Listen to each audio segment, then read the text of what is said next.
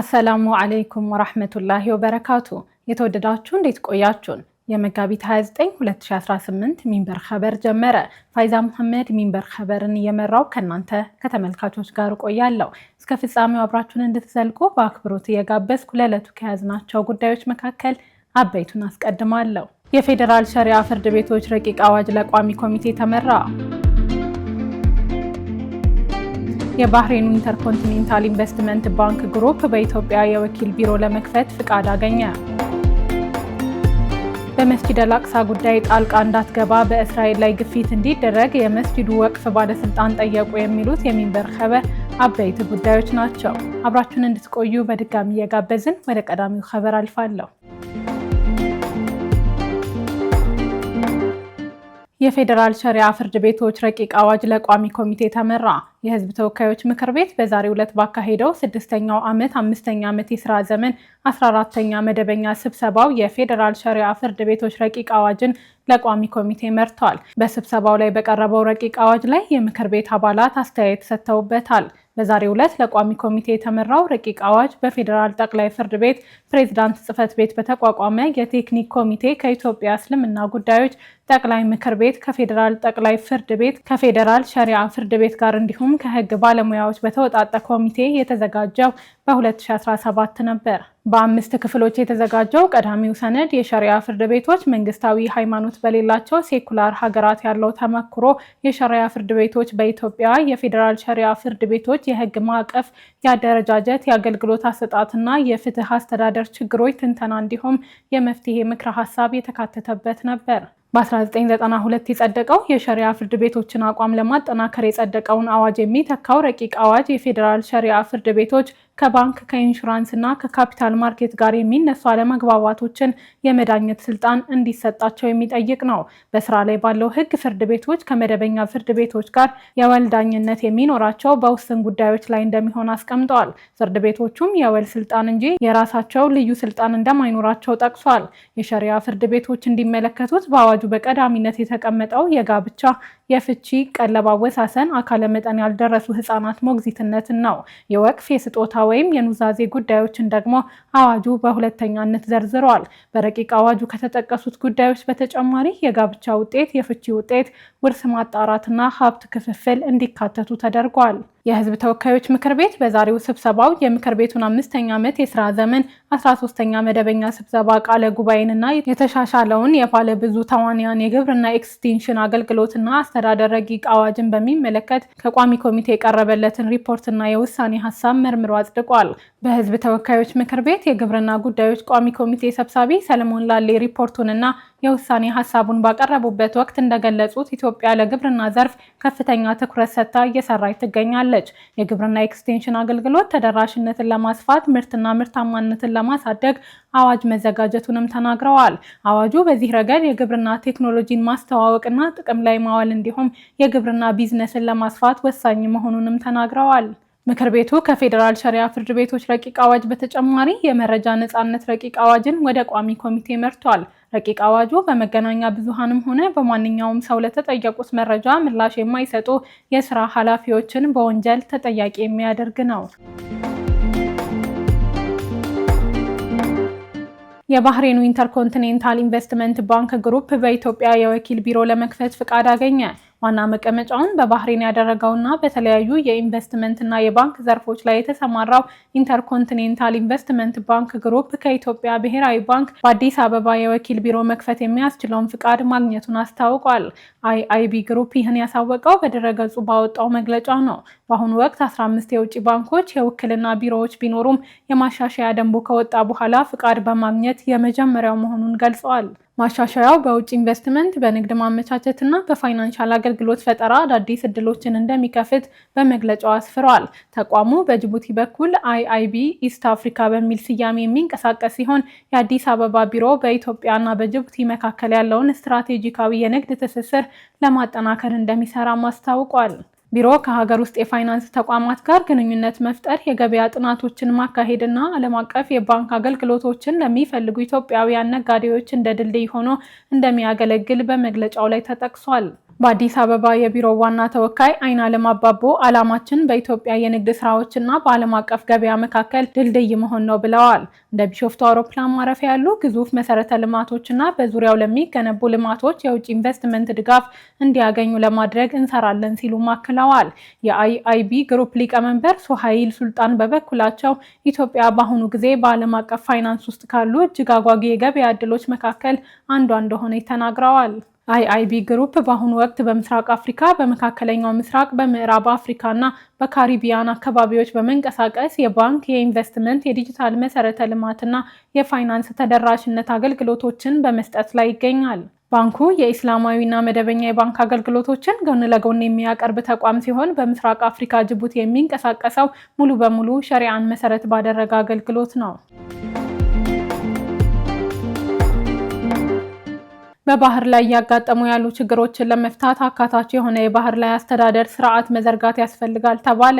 በባህር ላይ እያጋጠሙ ያሉ ችግሮችን ለመፍታት አካታች የሆነ የባህር ላይ አስተዳደር ስርዓት መዘርጋት አስፈላጊ መሆኑን የኢትዮጵያ ባህር ኃይል ዋና አዛዥ ቫይስ አድሚራል ክንዱ ገዙት ገልጸዋል። የኢትዮጵያ ባህር ኃይል ዋና አዛዥ ቫይስ አድሚራል ይህን የገለጹት በውጭ ጉዳይ ኢንስቲትዩት አዘጋጅነት በተካሄደው 4ኛው ዓመታዊ የቀይ ባህርና የኤደን ባህረ ሰላጤ ጉባኤ ላይ ነው። የኢትዮጵያ ባህር ኃይል ዋና አዛዥ ቫይስ አድሚራል ክንዱ ገዙ የቀይ ባህርና የኤደን የባህር ወሽመጥ ቀጠና ለዓለም አቀፍ ንግድና ለቀጠናዊ ደህንነት ወሳኝ ነው ብለዋል።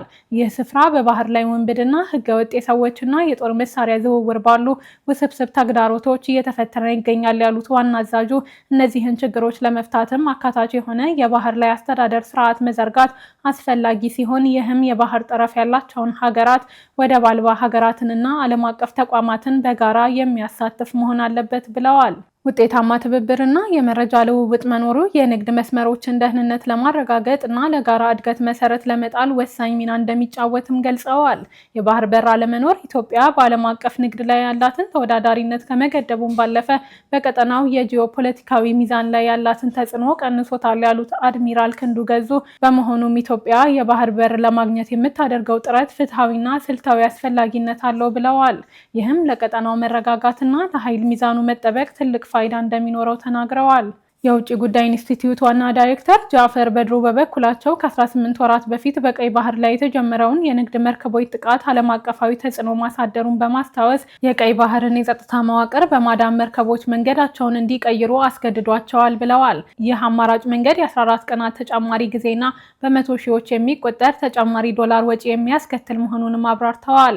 ዋና ዳይሬክተሩ የቀይ ባህር አስተዳደር መዋቅር ላይ ብዙ ክፍተቶች መኖራቸውን አንስተው የተወሰኑ አካላት ብቻ የሚያደርጉት አስተዳደር መረጋጋትን ሊያመጣ ስለማይችል ፍትሐዊና ሁሉንም ያካተተ የቀጠናዊ ደህንነት መድረክ መፍጠር ወሳኝ መሆኑን አስገንዝበዋል መባሉን የኢትዮጵያ ፕሬስ ድርጅት ዘግቧል። የተወደዳችሁ አሁን የተከታተላችሁ የምትገኙት ሚንበር ኸበርን ነው። አብራችሁን ስላላችሁ ደስ ይለናል።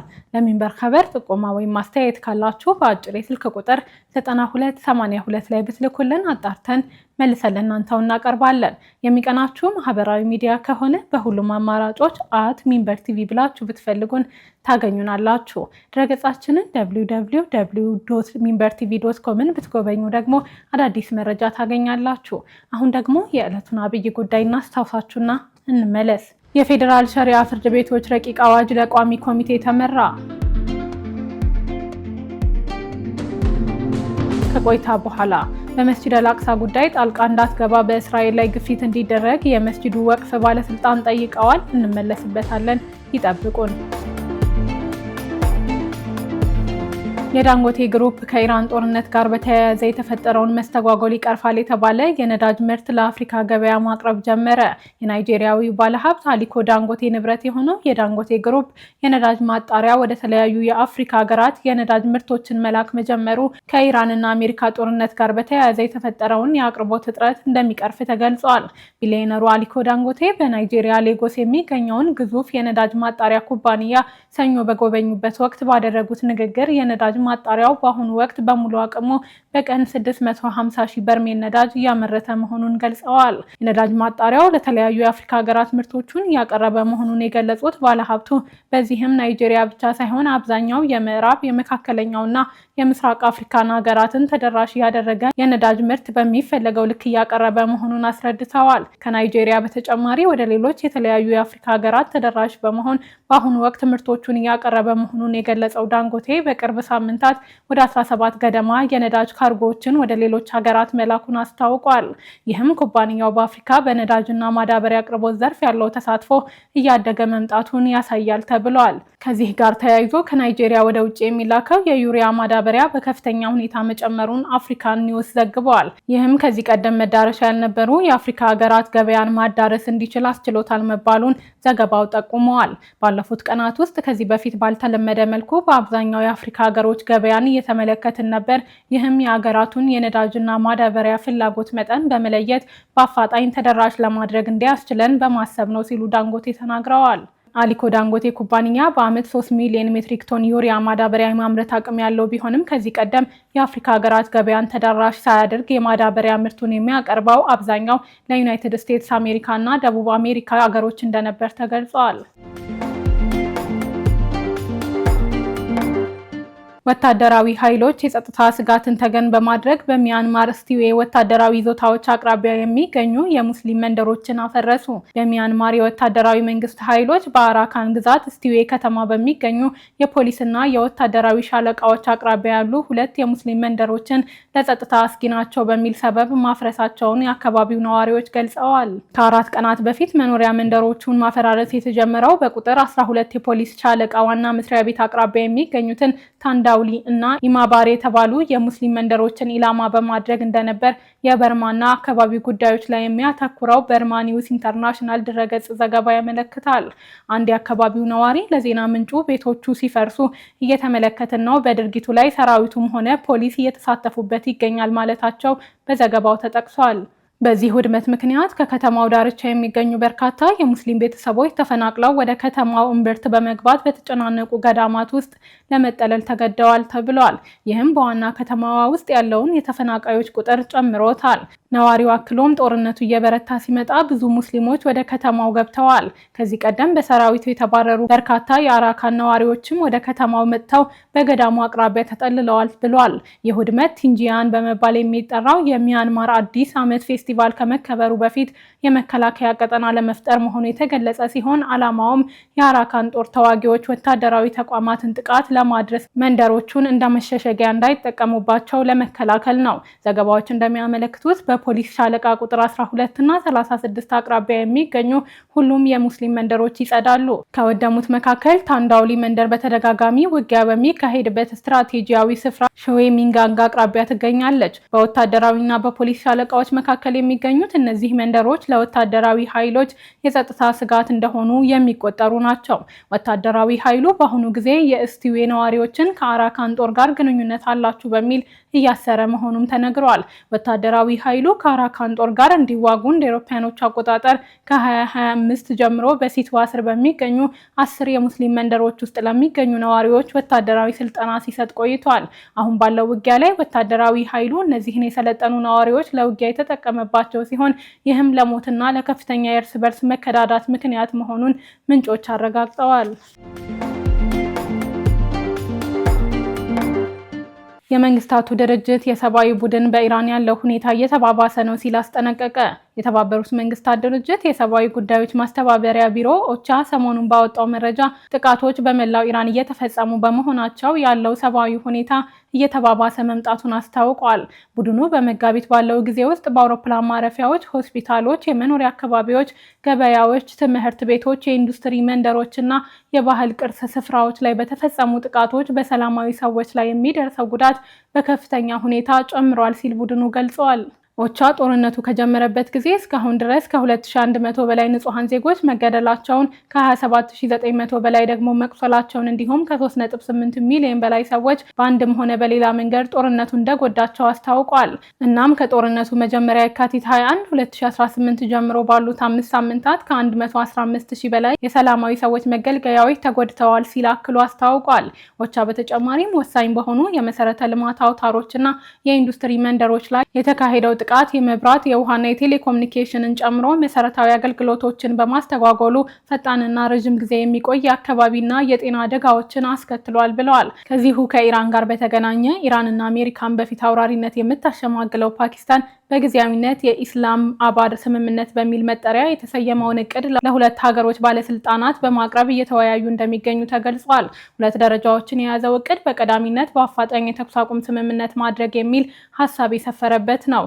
ከ15 እስከ 20 ቀናት ባለው ጊዜ ውስጥ መጠነ ሰፊ ስምምነትን ማጠናቀቅ የሚለውን በሁለተኛ ደረጃ አስቀምጧል። ሮይተርስ የዜና ወኪል አንድ ምንጭ ሁሉም ነጥቦች ስምምነት ላይ ሊደረስባቸው ይገባል እንዳሉት ዘግበዋል። በድርድሩ የፓኪስታን የጦር ኃይሎች ጠቅላይ አዛዥ አሲም ሙኒር ከአሜሪካው ምክትል ፕሬዝዳንት ጄዲ ቫንስ ከልዩ መልእክተኛው ስቲቭ ዊትኮፍ እና ከኢራኑ የውጭ ጉዳይ ሚኒስትር አባስ አራቅጂ ተሳታፊ ናቸው።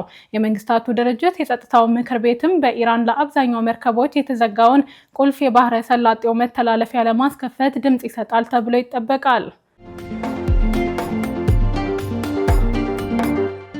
በመስጂድ አልአቅሳ ጉዳይ ጣልቃ እንዳትገባ በእስራኤል ላይ ግፊት እንዲደረግ የመስጂዱ ወቅፍ ባለስልጣን ጠየቁ። መስጂድ አልአቅሳን የሚያስተዳድረው የኢስላማዊ ወቅፍ ከፍተኛ አባል የምዕራባውያን መንግስታት እስራኤል በኢየሩሳሌም ቅዱሳን ስፍራዎች ላይ ጣልቃ እንዳትገባ ግፊት እንዲያደርጉላት ጥሪ አቅርበዋል። ይህ ጥሪ የቀረበው የእስራኤል ባለስልጣናት የምስራቅ ቁርስን ይዞታና የእስልምና ባህሪውን የሚያስከብረውን ስምምነት በመጣስ ስፍራውን በቋሚነት ለመቆጣጠር እየሞከሩ ነው የሚለው ስጋት በከፍተኛ ሁኔታ እየጨመረ በመጣበት ወቅት ነው። እስራኤል ባለፉት 5 ሳምንታት ሙስሊሞች ወደ መስጂዱ እንዳይገቡ አጠቃላይ እገዳ ጥላ ቆይታለች። በዚህ ሳቢያ በረመዳን ቀናት የጁሙዓ ሰላትና የኢድ አልፊጥር በዓልን ምዕመናን በአካባቢው በሚገኙ ጎዳናዎች ላይ ለመስገድ ተገደዋል። የኢስላማዊ ወቅፍ ምክር ቤት ምክትል ኃላፊ ሙስጠፋ አቡ ስዋይ ለሚድል ኢስት አይ እንደተናገሩት የመስጂዱ መዘጋት መላውን ቀጠና ወደ አለመረጋጋት ሊያስከትለው ይችላል። ስለ ቀጠናው መረጋጋት የምናወራ ከሆነ የምዕራባውያን መንግስታት የጸጥታ ሚኒስትሩ ቤን ጊቨር ወይም ጠቅላይ ሚኒስትር ቤንያሚን ኔታንያሁን ተጨማሪ ጉዳት እንዳይደርሱ የሚከለክለውን ስምምነት በተመለከተ መግለጫዎችን ሊሰጡ ይገባል ብለዋል። ይህም እስራኤል በቁርስ ቅዱሳን ስፍራዎች ላይ ጣልቃ እንዳትገባ ግልጽ መልእክት ያስተላልፋል ብለዋል። በፍልስጤማውያን ዘንድ ምዕራባውያን ሙስሊምና ክርስቲያን አማንያንን በተመለከተ የተለያየ አቋም እያንጸባረቁ ነው የሚል ቅሬታ መኖሩን ያመለከተው ዘገባው ከአንድ ሳምንት በፊት ዩናይትድ ስቴትስ፣ ጣሊያን፣ ስፔን፣ ቫቲካን እና ሌሎችም እስራኤል የካቶሊክ መሪዎች በዓል በሚያከብሩበት ወቅት እንዳይጸልዩ ክልከላ ስለተጣለባቸው ሀገሮቹ ጠንከር ያለ ተቃውሞ አቅርበው ነበር። የእነዚህ ሀገራት መግለጫዎች ኔታንያሁ ውሳኔውን ወዲያውኑ እንዲቀይሩ አስገድደዋል።